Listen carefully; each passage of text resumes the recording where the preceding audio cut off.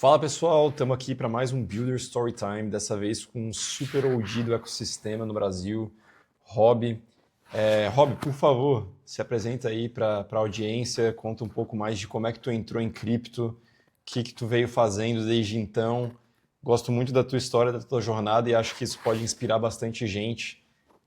Conta um pouco aí de como é que tu entrou em cripto e qual que é o teu background, por favor. Show. Bom, primeiramente, obrigado. Obrigado, Gui, obrigado aí pelo convite à Base, para dar espaço aí aos builders. Admiro aí o trabalho que vocês vêm fazendo. Obrigado. E minha história, como eu entrei em cripto, minha formação, eu sou engenheiro naval, nunca trabalhei na área. Já desde o começo da minha carreira eu fui trabalhar em startups aqui no Brasil. Passei por startups, passei por uma startup em que eu fui full stack, fui dev de formação, 10 anos como desenvolvedor. E aí eu conheci cripto em 2017, trabalhei com o meu antigo sócio, a gente teve um agregador de order books aqui no Brasil em 2017, a gente se conectava no mercado Bitcoin e Foxbit para buscar o melhor preço.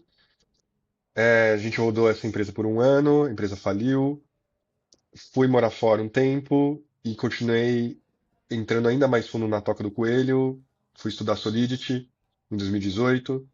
18 para 19, eu trabalhei numa empresa americana chamada Mainframe.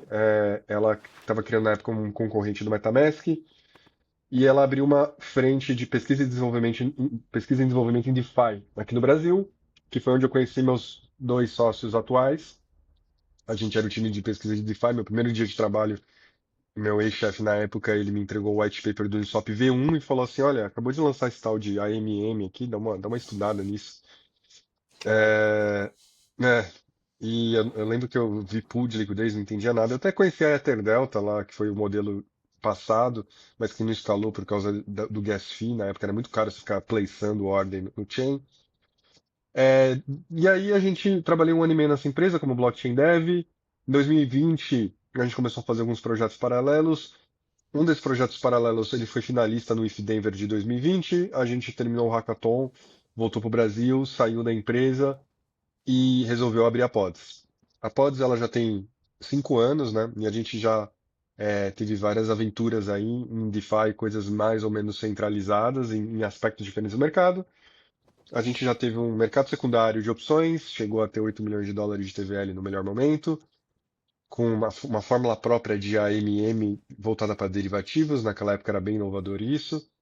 A gente pivotou para DOV, Decentralized Adoption Vaults, que é um modelo de derivativo, como se fosse um COI aqui no Brasil, com vaults de investimento, ainda B2C.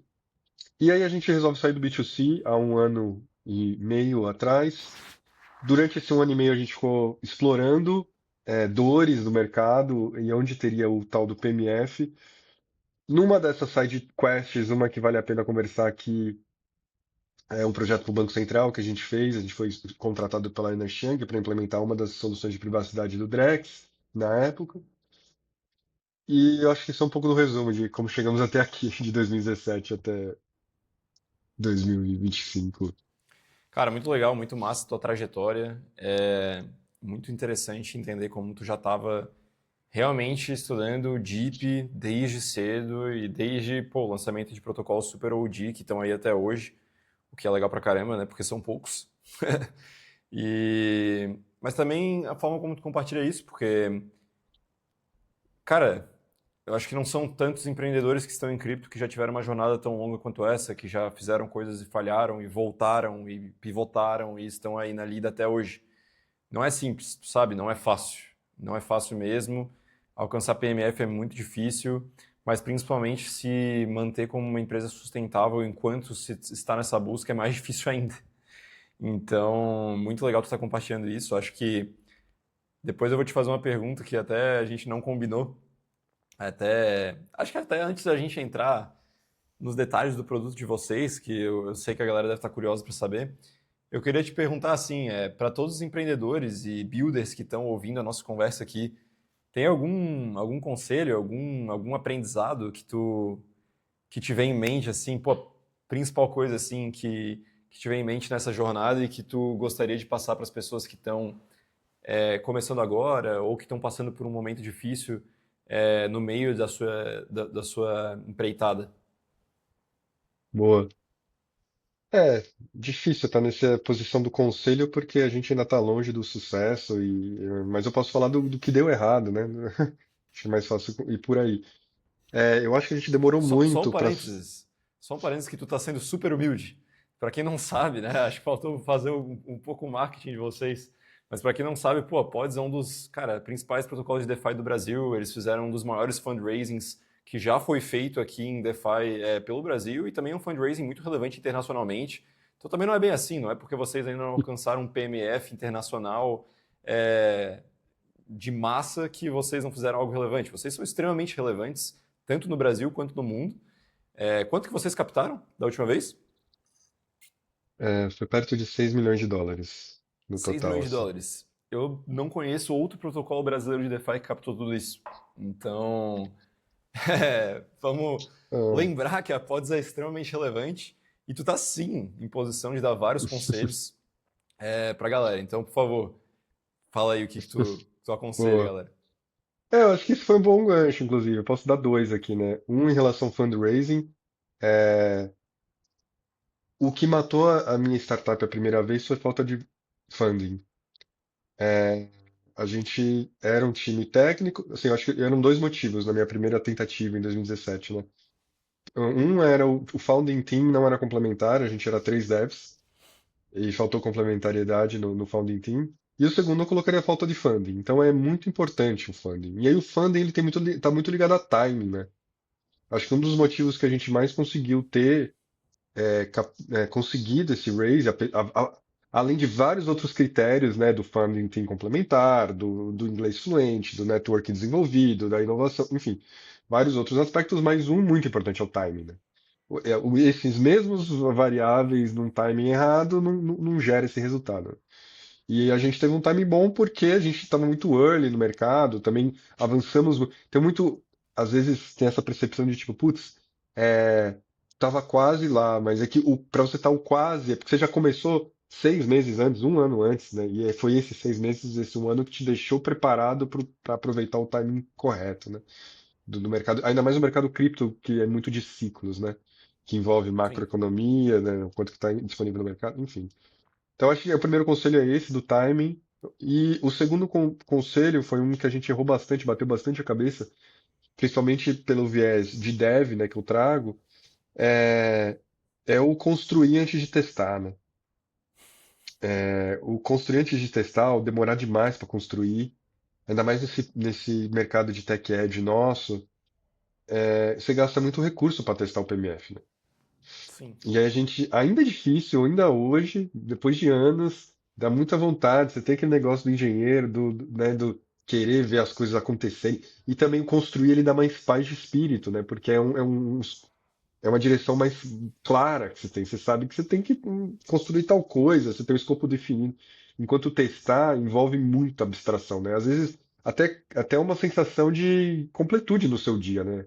Tem dia que eu Sim. olho e falo, nossa, eu fui super não produtivo porque meu dia foi só conversar com pessoas, mas às vezes é o mais importante você evoluir a tese, evoluir o teste de hipótese do que você está fazendo para ter aderência para o mercado. Então, esse seria meu segundo conselho, né? Perfeito. Preste mais atenção no canal de distribuição e como que você vai testar as hipóteses do que no produto em si. Perfeito. Eu acho que pô, concordo demais com esse teu insight. Um dos meus maiores aprendizados aí na minha antiga startup foi justamente isso, de testar mais, lançar em módulos, não gastar tanto tempo construindo algo tão complexo, um produto tão completo antes de testar. Foi um baita erro que a gente cometeu, que com certeza foi um dos principais motivos que causou com que a gente falhasse. E sugiro que se você está aí construindo uma startup agora, pensa na melhor maneira de fazer isso em módulos e de testar a versão mais simples que entrega algo mais remotamente próximo do que é o outcome, né? O que é o resultado que você quer entregar para o seu cliente. E aí eu acho que você vai ter um bom teste sobre PMF, sobre distribuição, etc. E aos poucos você vai ajustando todo o resto, né? E acho que É. muito relacionado a isso, pode falar, pode falar. Não, só eu comentar, fazer um comentário extra no que você falou, que o nosso mercado às vezes ele é um pouco ardiloso, porque você vê muita gente jogando playbook ao contrário em cripto, né? Você vê, tipo, Cem por cento. Você vê chains inteiras aí que estão prometendo lá do primeiro ICO boom ainda não entregar, ou entregam Exatamente. muito distante da promessa, né, inicial. Tem muita coisa virada de cabeça para baixo no mercado cripto, principalmente o fato de que a maior parte dos projetos surfam narrativa e não buscam de fato demanda, utilidade, resolver um problema, uma dor. Então concordo muito contigo. E eu queria te perguntar, eu acho que tem tudo a ver com isso que tu está falando, porque vocês vieram pivotando, né? Tanto o produto quanto até mesmo o nome da empresa. Então, acho que a gente poderia engatar aqui em tu explicar um pouco sobre o que é o produto de vocês, mas também como é que vocês chegaram no que é esse produto hoje? Da onde é que surgiu a ideia da Pods, que agora está se chamando The Frame, e quando que aconteceu essa mudança de nome e por quê, né? Então, eu acho que está totalmente relacionado ao produto. Se puder explicar um pouco sobre. Show. Então, eu acho que é bem relevante isso para o público, ainda mais builder, né? Como que a gente chegou nessa. Primeiro, o nosso tempo de exploração, né? A gente ficou um ano em exploração. O lado bom é que a gente tinha funding para isso, né? Para ficar um ano explorando e um time reduzido. A gente também escolheu não crescer o time demais antes do PMF, então isso deu essa liberdade para gente. É, grandes decisões aqui no que a gente fez, né? Baseado um pouco no nosso Founding Market Fit, vou usar esse termo, não é o PMF, o Founding Market Fit, a gente percebeu que a gente é um time muito técnico, em que uma área melhor que a gente vê mais vantagem de se jogar era em produtos mais técnicos. E muitos dos produtos que a gente tinha tentado até então eram B2C. E o B2C envolve muito de marketing, muito de alavancas de crescimento via marketing, né?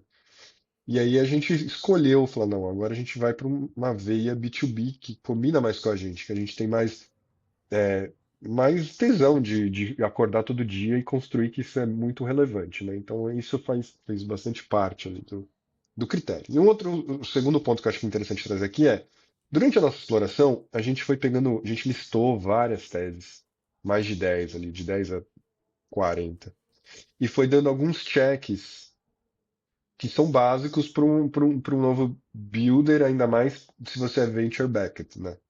Que é um Sim. pouco da continha ao contrário, né?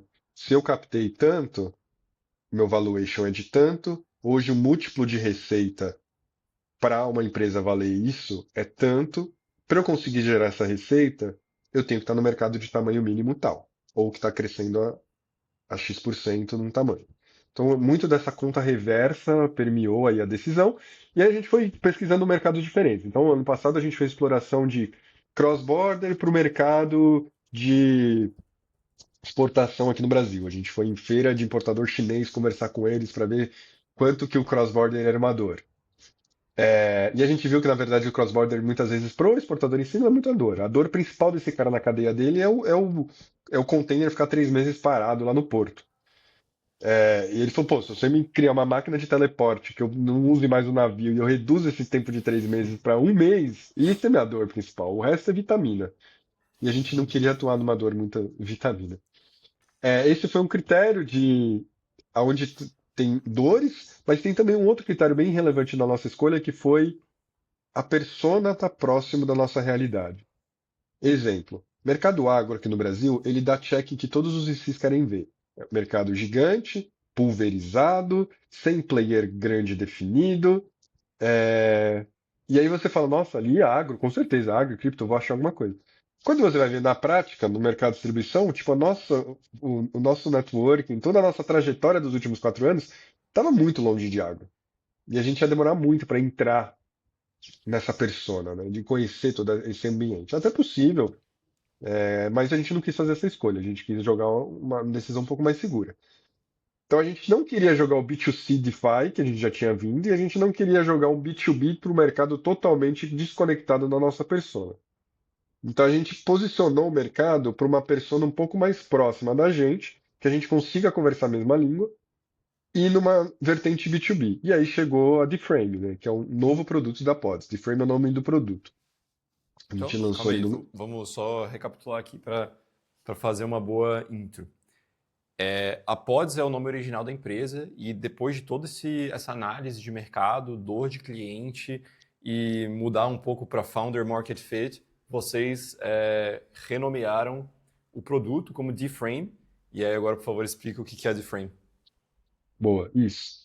Então, Difframe, ele é uma API que ajuda wallets, exchanges e fintechs a se conectar mais fácil com DeFi.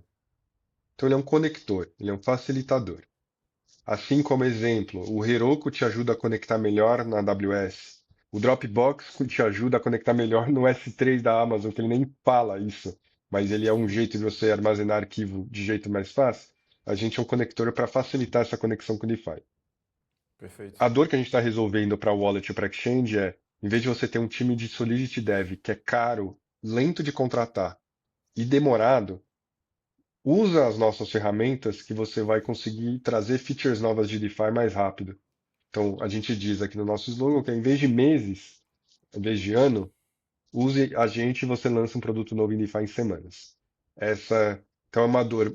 E aí, eu acho que até compartilhe um pouco, você vai me entender aqui. Comparado com os nossos produtos anteriores, que é super tech difícil, conseguir explicar em um onliner a persona claramente, qualquer dor claramente, pra gente foi assim, dar água pro vinho aqui, né? Nossa, Na isso na muda época do tudo, cara. AMM, na Parabéns. época do AMM a gente assim, putz, não, é pro trader que quer ter uma posição alavancada, né? Enfim, era bem difícil explicar o onliner do produto. Sim, ficou bem claro agora.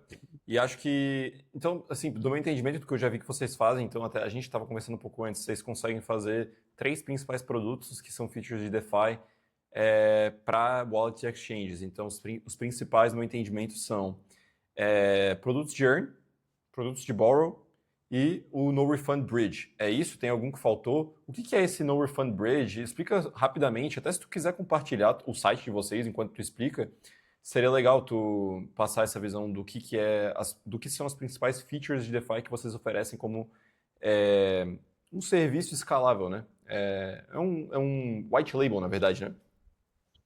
Sim, sim. Ele tem a vertente white label que chega na interface, vou compartilhar aqui, mas ele também pode ser usado sem a interface, inclusive, né, se a Legal. Wallet Exchange quiser desenvolver próprio, né?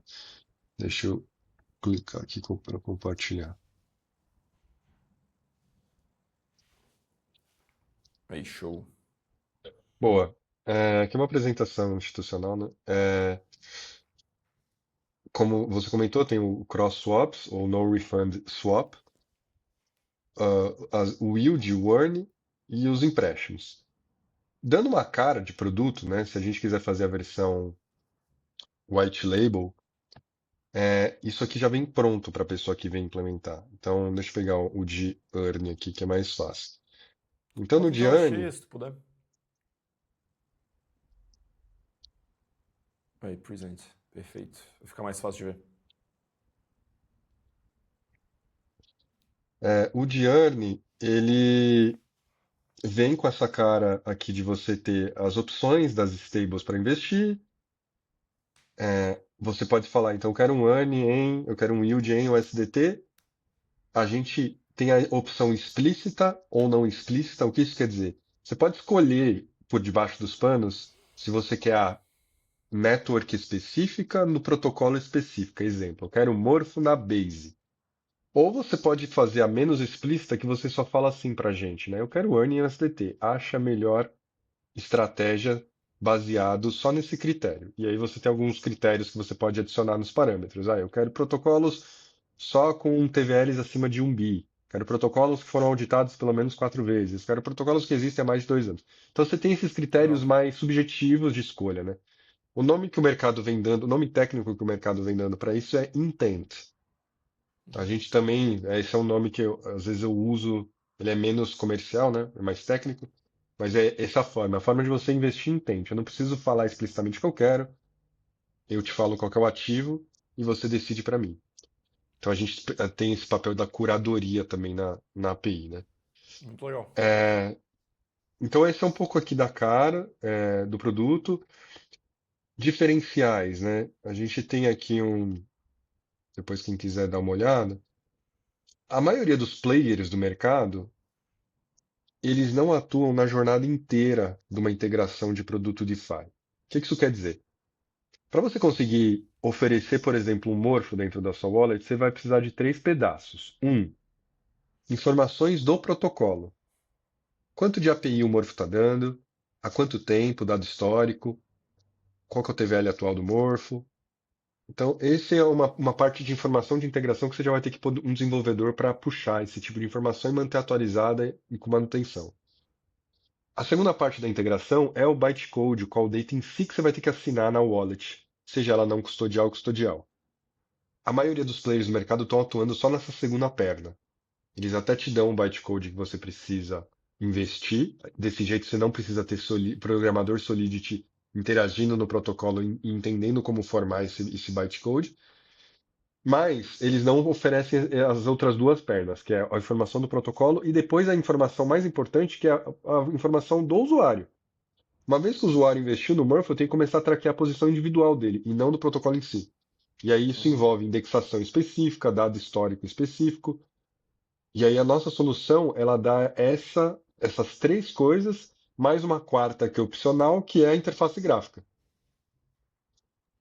Então, assim como a gente até às vezes brinca que é a VTEX do DeFi aqui, né? A VTEX ela é uma plataforma que você, para o marketplace, tem várias lógicas compartilhadas, né? A Sim. VTEX, ela tem, se você vai fazer um marketplace, você vai ter aquela área do carrinho, que você vai ter que. Todo marketplace que você vai tem essa parte do checkout, que seria o off-ramp do mundo do DeFi. Enfim, então aqui eu já estou entrando bem no detalhe, né? Mas é só para dar uma Não, mas é pincelada de bem válido. como que a gente. O que que a gente se diferencia, qual que foi a. É porque é uma coisa muito, uma solução muito completa, não é simples. É que quando se fala que é um white label de earn, parece que é simples, não é. Eu acho que É, é uma coisa que as pessoas não têm noção até botar a mão na massa mesmo de entender tudo isso que tu acabou de explicar sobre as peculiaridades, as especificidades, né, de cada tipo de feature ou produto que tu está oferecendo por meio do earn. Então, acho que é bem interessante tu passar esses detalhes, sim. Muito bom. boa. E eu acho que também parte dependendo para quem é a nossa persona, parte aqui do discurso de venda esse é uma daquelas tipos de feature que você tem que o convencimento parte do eu construo em casa ou eu terceirizo, né? Sim. Em tech tem várias dessas decisões, né? Aqui também é um critério. Vai ter player que vai ter um time gigante, que tem a intenção de verticalização, que vai querer construir em casa e tá tudo bem. Vai ter player que não, que o foco dele, ele, às vezes o founding fit dele, o founder market fit do produto dele é mais marketing, é menos técnico. E aí esse cara vai buscar terceirização, e aí a nossa solução entra aí, né, como E uma o founder alternativa. foca em distribuir o produto, né? Cara, É, eu acho que um use case que eu queria muito que tu mostrasse aí pro pessoal é vocês fizeram a integração do produto de Earn na Picnic, certo? Tanto que até a Vault que eles lançaram de Earn em Coinbase Bitcoin na Morphle foi usando a infra de vocês. Acho que eu podia compartilhar isso, né? Foi anunciado, sim, esse é acredito. público, né? Então, pô, por favor, compartilhe um pouco aí, mostra como é que ficou o produto. Acho que é uma forma perfeita de mostrar, cara, para que serve a Pods, para que serve de Frame e uma aplicação que está tendo sucesso, né? Porque eu acho que a Picnic Boa, está tá fazendo um ótimo trabalho de distribuição para o cliente brasileiro. Então, eu acho que ficou bem claro quem é o cliente da DeFrame. E agora a gente pode mostrar um pouco de como que o cliente da DeFrame pode oferecer o produto que vocês oferecem a infra para quem é o cliente deles. boa, perfeito. Deixa eu compartilhar aqui meu wallet do piquenique aqui. É, Então, como você falou, né, a Picnic é uma wallet focada aqui no público brasileiro, uma das que mais cresce. Hoje é a segunda maior wallet da Gnosis, do ecossistema da Gnosis Pay, né? E a Picnic, ela, além do grande foco no cartão, para trazer essa abordagem do DeFi no dia a dia, né, do cripto no dia a dia, é, ela também tem essas seções de outros produtos, né? E um desses outros Dá um zoom, por produtos da favor. Picnic Um desses outros produtos da Picnic é o Easy Earn, né? Deixa eu ver se eu consigo colocar no português aqui. Um desses outros produtos é o Renda Fácil. Então, quando você entra no Renda Fácil, você tá. A partir daqui um produto de frame, né?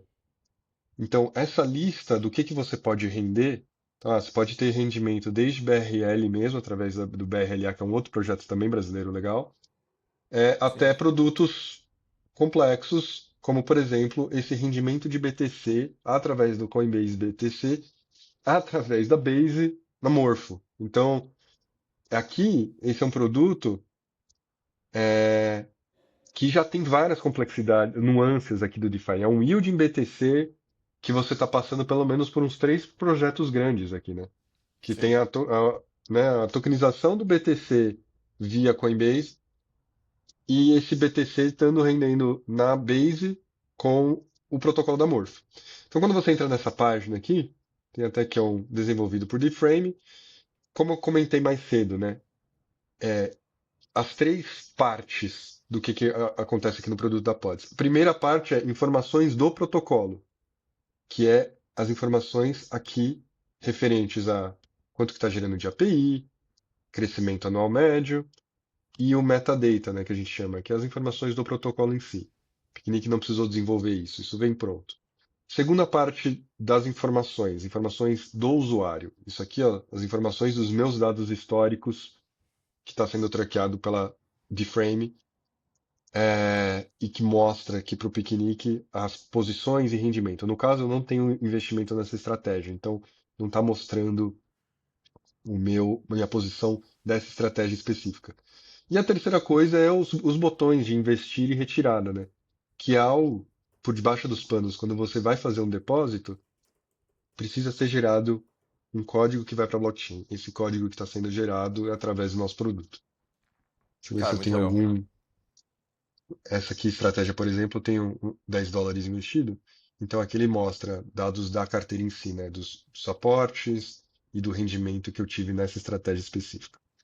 Muito legal. E deixa eu te perguntar, como é que tá a atração de vocês hoje na Base? Não sei se como é que vocês traqueiam a atração de vocês, se é basicamente por número de integrações, quantos clientes vocês têm por chain, eu não sei. Eu imagino que vocês sejam bem agnósticos em termos de chain, basicamente vocês focam em oferecer soluções de DeFi para protocolos onde quer que eles estejam. Claro, seguindo critérios, né, de que tipo de solução integrar, justamente por causa do modelo de intent de vocês. Eu imagino que Sim, não só o cliente pode escolher esses critérios, como vocês têm um critério mínimo, né, do que oferecer, para que vocês não tenham problemas, né? Então, tem algum outro reputacionais, case você diz, né? recente que vocês fizeram na Base, além desse com a Picnic? Algum player internacional? Algum case que tu gostaria de compartilhar? Sim, o que eu acho que um ponto que eu queria trazer de um ângulo legal para falar sobre a Base é uma coisa que a gente busca nas nossas integrações, além da parte técnica, né, que é um valor que a gente traz para o cliente, a gente está sempre em comunicação com as redes e os protocolos. E tem protocolos mais dispostos a colaborar ou profissionalizados em colaborar do que outros. Seja em Perfeito. suporte, também é uma dor meio invisível para quem não está no mercado, mas os protocolos se atualizam. E você precisa manter um tracking disso. A governança é viva. Às vezes o Aave tira um asset e você perde a compatibilidade com aquele asset. Às vezes ele atualiza o asset e você precisa manter esse track. E tem protocolos mais e menos profissionalizados. A Base, por exemplo, é uma chain que ela está muito disposta a colaborar de forma profissional.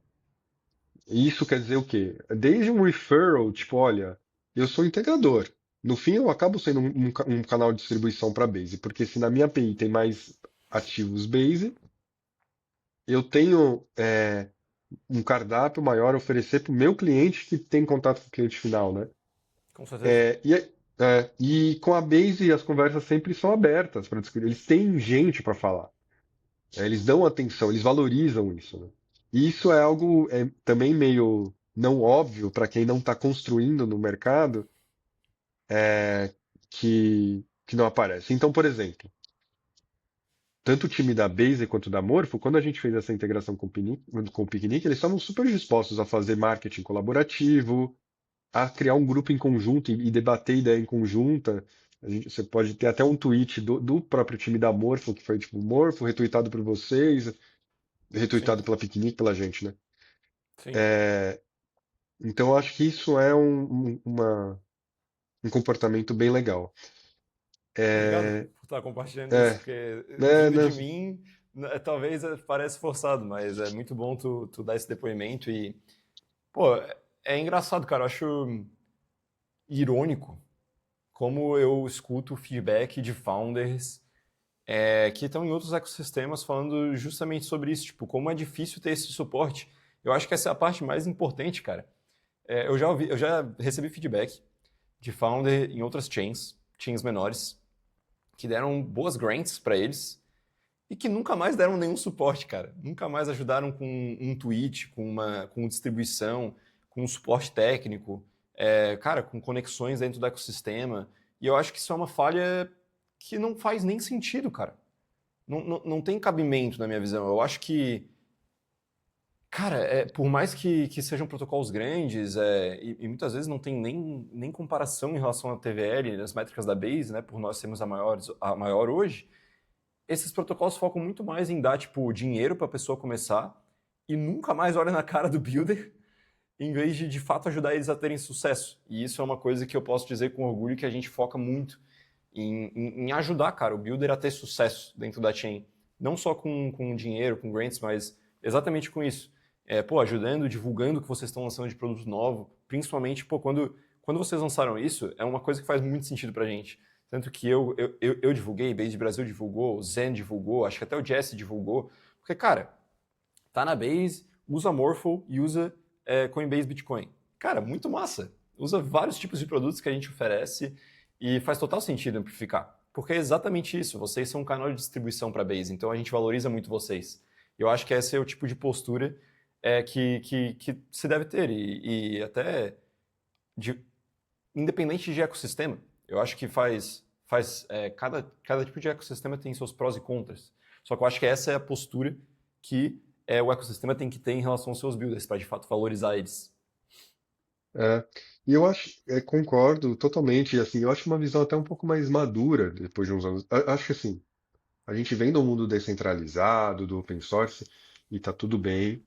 É legal que tenham players que se posicionem como eu quero ser o máximo agnóstico possível, tipo a própria rede do Bitcoin, né? De não tem nem com quem que eu vou falar, não tem. E tá tudo bem. Eu acho que tem espaço, né? E tem espaço para uma camada é, mista. Tipo assim, a Base, ao mesmo tempo que ela tem essa postura empresa profissionalizada, entre aspas, aí, ela decidiu ser uma Layer 2 de Ethereum, que vai em passo com a descentralização também. Ela poderia ser uma Layer 1. Então, acho que isso Exato. também diz muito dessa mistura aí de trazer os valores, mas com o nível de profissionalização que a gente precisa. É mercado, né? É dinheiro,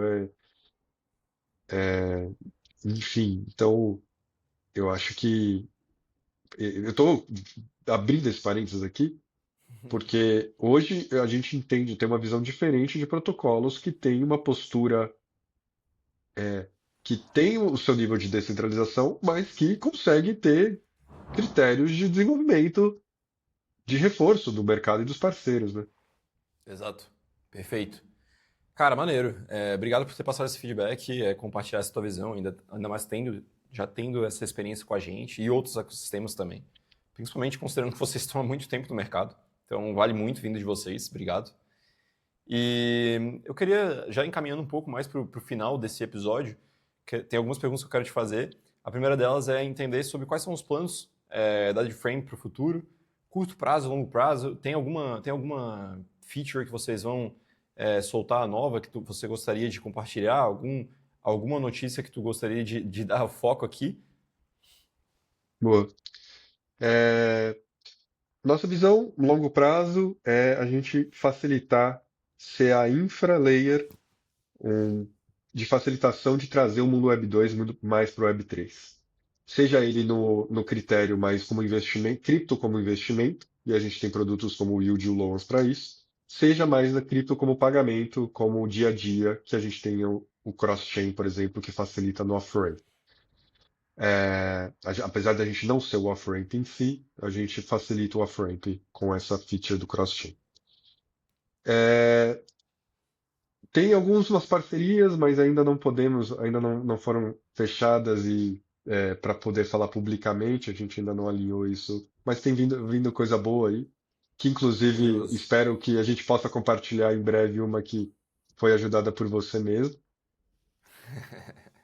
E aí, quando acontecer, a gente volta para um papo rápido para anunciar. Com certeza. Mais coisas saindo na base por D-Frame em breve. E em termos de longo prazo, tem alguma coisa que tu gostaria de compartilhar de visão? É, eu sou da visão, e a Pod sempre foi dessa pegada, né? A Babi, a nossa CEO, ela vem do Itaú BBA, ela vem do mercado Web 2, ela chegou em uma das posições de mais prestígio aí do mercado Web 2, olhou e falou, caramba, o Web 2 ainda funciona em planilha de Excel. Depois, em side quests, aí da nossa jornada, tanto com o Banco Central, quanto a gente participou de uma jornada com a Núclea. A Núclea, para quem não sabe, é a criadora do TED Doc aqui, e dos boletos. Ela tem market share de mais de 90% dos boletos. É uma empresa meio invisível, mas que transaciona trilhão de dólares por ano aqui no Brasil. A gente fez um projeto da jornada do mercado imobiliário tokenizado com eles durante esse ano de PMF. E só Legal. reforçou, é, essas experiências só reforçou de o quanto que o mercado Web 2 tem buracos de eficiência. A nossa visão Sim. é que DeFi é uma evolução na eficiência do mercado financeiro, ponto. Só com esse argumento, sem colocar descentralização no meio, sem colocar várias outras nuances, só com o argumento de é mais eficiente, é mais fácil, reduz custo. Legal. Essa é a nossa visão para o longo prazo e é por isso que a gente acha que essa tecnologia vai ganhar. Pô, perfeito. E aproveitando, fazendo um gancho exatamente nisso, eu concordo. E eu acho que seria interessante pegar a visão de vocês, que têm mais experiência do que eu em relação a isso. Como que o Brasil se destaca em DeFi? Porque, cara, muita gente não sabe, né? Mas o Brasil é um dos sistemas financeiros mais desenvolvidos do mundo. E mesmo assim, ainda tem muito para evoluir utilizando DeFi. Então, como que tu vê o destaque do Brasil em DeFi? É um bom ponto. Eu acho que aqui a nossa barra é maior para DeFi trazer valor, para cripto em geral trazer valor. Eu acho que o cripto e DeFi, eles tiveram desafios ao longo da jornada de qual é o seu valor, né? Tem Sim, vários, né? É como reserva de valor, é como meio de pagamento, é transferência mais rápida, é programabilidade. Alguns argumentos já vão sendo enfraquecidos ao longo dos anos. Ah, cripto é 24/7, mas o Pix também.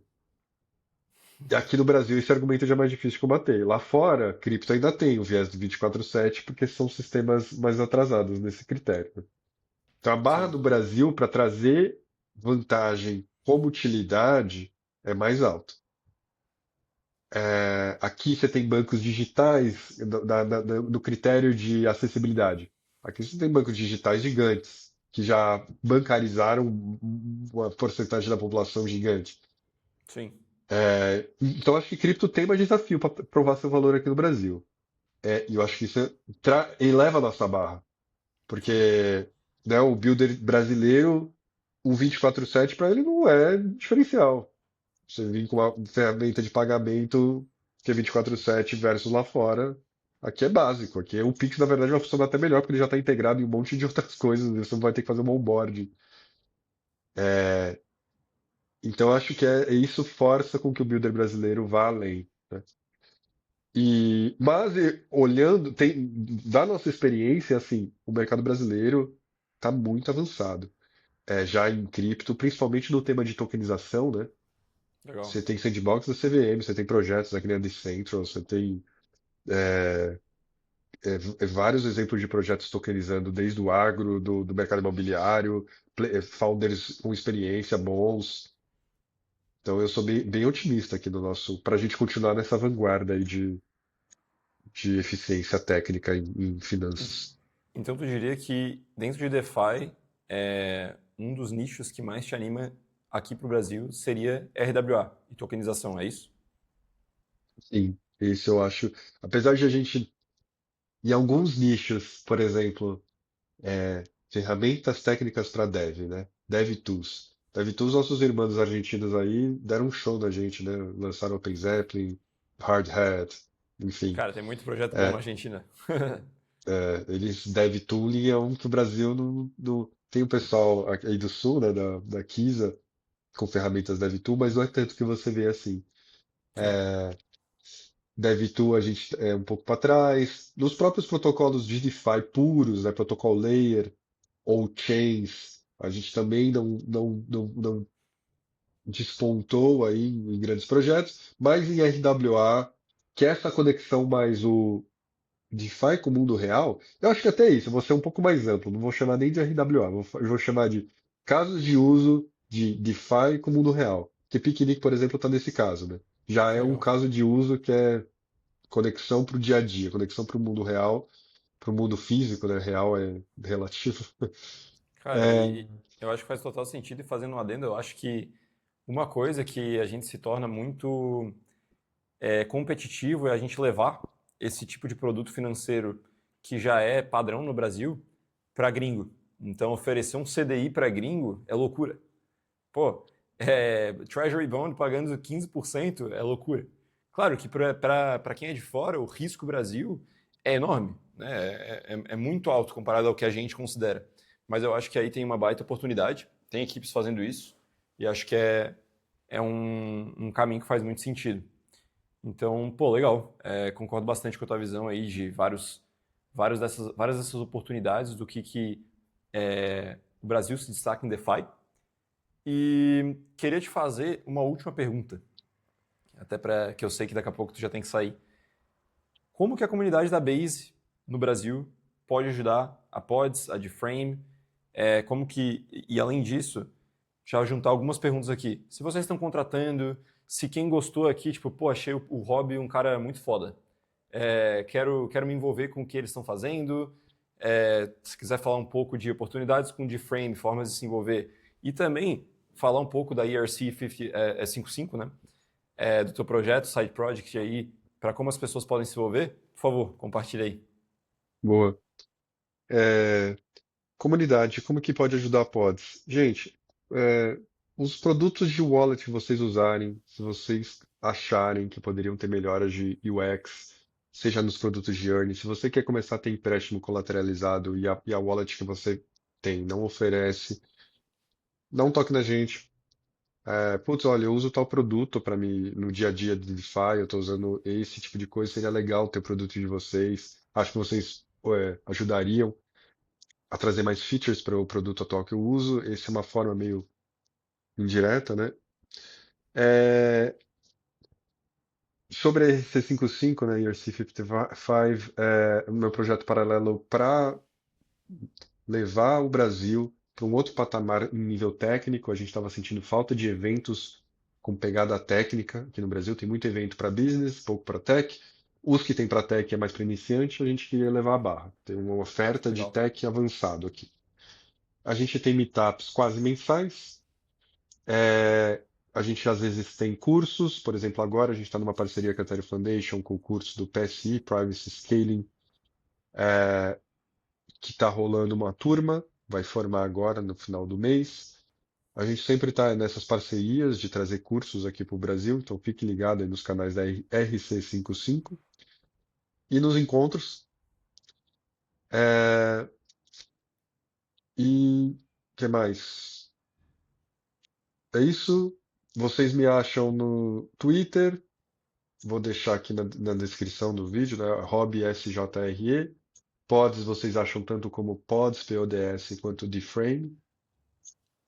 E super aberto para conversar sobre contratação. É, se você tiver interesse, se você é dev, pleno, júnior a gente ainda não está abrindo vaga, mas se você é pleno, tem interesse em trabalhar com DeFi, tem Nossa. conhecimento front-end, também pode conversar com a gente, de vez em quando a gente abre vaga. Pô, maneiro. E o melhor canal para conversar com vocês é o quê? Discord, Telegram ou é Twitter mesmo? Telegram ou Twitter? Telegram, os dois Perfeito. é o Hobby SJRE. Perfeito. Pessoal, então, muito obrigado por quem ficou até o final. Quem tiver interesse, chama o Rob, entre em contato com Pods de Frame, produto muito maneiro. E, pô, Rob, brigadão aí por ter participado desse episódio. E daqui a pouco eu vou compartilhar contigo uma ideia que eu achei que faz bastante sentido para fazer uma parceria com ERC 55. Acho que é um baita movimento que vocês estão fazendo aqui pro Brasil e espero poder ajudar. Então é isso. Valeu, Rob. Falou. Show.